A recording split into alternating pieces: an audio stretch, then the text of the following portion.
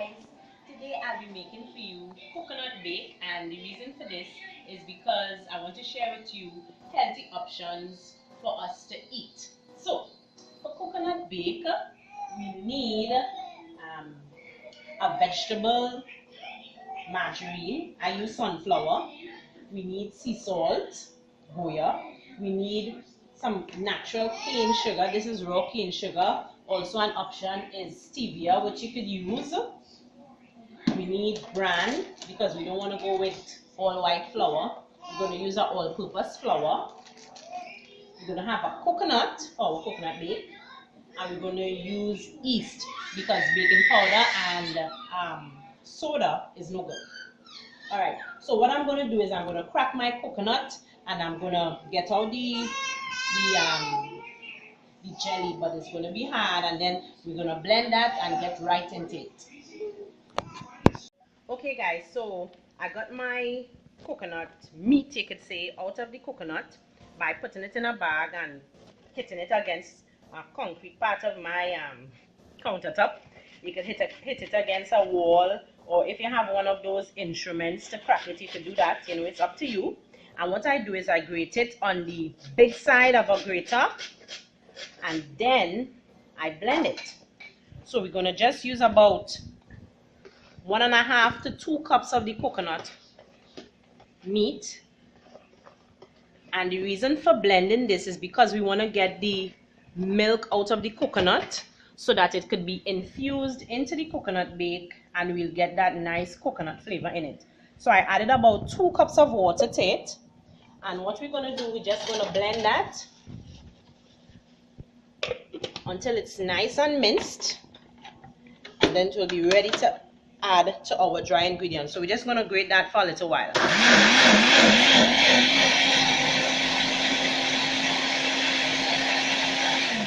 Okay, that's great. You see, we have that nice white milky look, and that's exactly what we're going to be looking for. Okay, so next we're going to move on to mixing our dry ingredients. And so for our dry ingredients, what we'll need firstly is about 6 cups of flour. Now, there is no exact science to making a coconut bake, so long as you have the basics covered. So feel free to, you know, use your options or add what you like, omit what you like. That's about 3 cups so far. As I said, there's no exact science.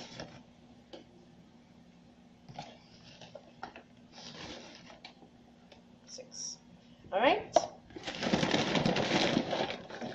and next we're going to add our bran. Reason for adding the bran to the white flour is because white flour of itself doesn't have a lot of nutritional value, and instead of using white flour, of course you could use a whole wheat flour, but I'm just going to add the bran so that we can have that extra fiber, and also bran adds a nice nutty taste to the coconut bake. Okay, so I'm just going to add about 1.5 cups of bran. That's it. And so far we have bran, we have our flour, we're going to add some salt. Just about ½ teaspoon will do. So about ½ teaspoon salt. Then we're going to add our yeast. Now usually people use a lot of yeast, but I don't. So I'm going to use about ½ pack of this. You see it's already open because I used from it already. So I'm just going to use about ½ pack, and the reason I don't use a lot is because I don't appreciate the yeasty flavor so much in the bake. And if it is we let our bake rest enough, then it's going to rise enough. So you really don't need to use as much yeast as most recipes tend to call for. Okay, so next we're going to add some sugar. We're going to use about a spoon of sugar. Reason for adding the sugar is because the yeast feeds on the sugar, as well the bake gets a nice sweet taste. Okay, and then we're gonna add our vegetable margarine or butter. Now this is all vegetable, it's no cholesterol, no trans fat, and we want to make sure that we stick to that. Okay, no animal products in our food and no animal byproducts. Okay, we're going back to Eden, and so we're going to add just about 2 tablespoons of butter. The reason for adding butter is because it helps to keep the bake nice and soft, and after it's baked, it doesn't crumble up. So we're just going to add about 2 tablespoons. All right. So now comes the fun part, mixing it all up. So you can start with your spoon, mixing it in. Eventually, you're going to have to get your hands in there.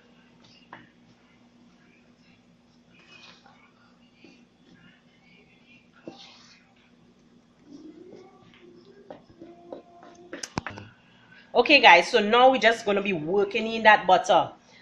In some recipes, you'll hear people saying use a knife and a fork to cut in the butter. But I like to get my hand into it because it's getting love into it. You know, preparing a meal for my family, preparing this coconut bake for my family. You know, I'm doing my best and doing it right. So we're just going to work that butter in. So you see, we have a nice crumbly texture so far. The butter's all gone. So we're going to add our coconut milk now.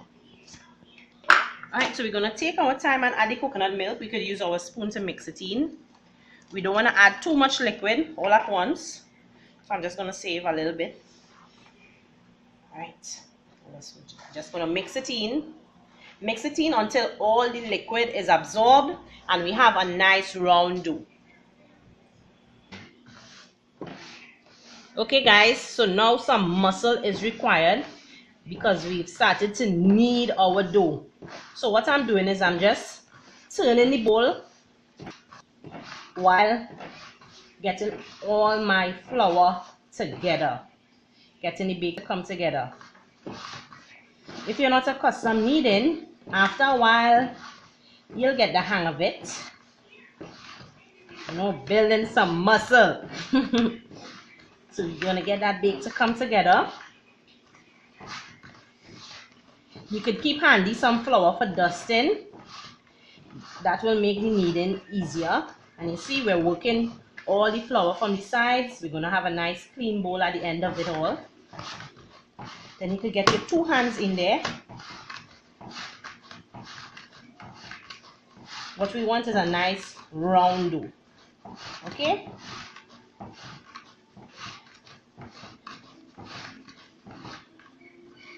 Okay.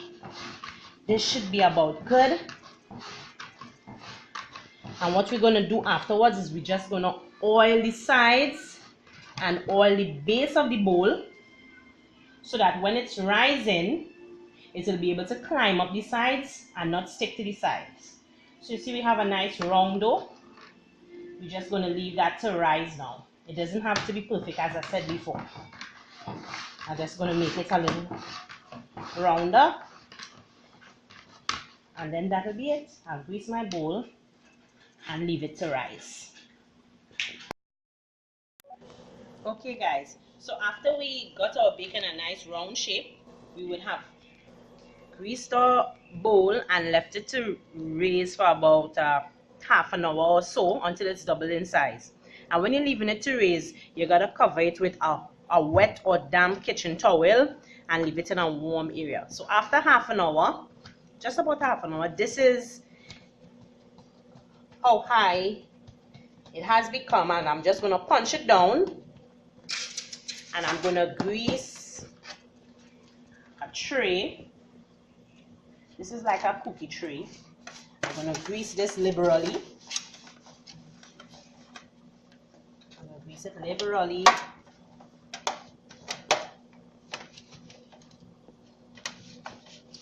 You wanna get the sides so that when it's time to take out the bake, it doesn't stick. Alright, grease that liberally. Then put some on your hands like this. I'm going to take out our bake and shape it. The reason for putting the butter on your hands is because it helps you to shape the bake when you're putting it into your tray. So you're just going to push it off to the sides and make it as even as possible. Push it off to the sides. Make sure you have enough butter on the sides so that it doesn't stick, as I said.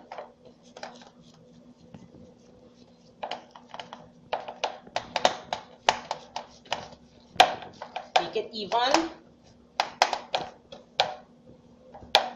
And then once again, you're going to cover it down with your damp kitchen towel and leave it to raise. Okay, just leave it until it's raised almost to double in size. Okay guys, so as you can see, our bake has risen. It has had enough time, and so I'm just going to prick it with a fork to give it a decorative effect. And we're going to put them straight into the oven. It's going to bake for about half an hour to 45 minutes at most. When it has a nice golden brown color, it's going to be ready. So let's put them in.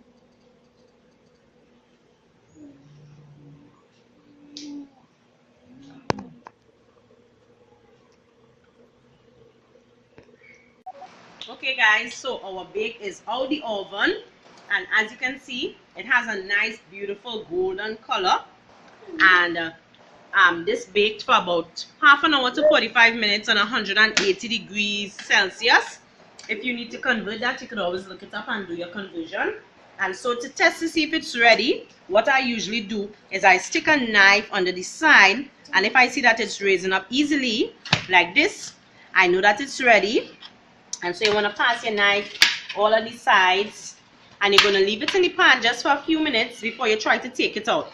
And what I like to do as well, if you see, I already snuck a piece off the end here, but what I like to do is I like to take a piece off and look at the inside to see that texture. Oh, beautiful. And as you can see, we have bits of coconut in there. Wonderful. So we're going to have a taste. Beautiful. The texture is moist, as a bake should be. Crumbly. The butter kept it also tender, so it was a success. So I hope that in your attempt to try coconut bake, as per my recipe, you have success as I did. And as always, God bless.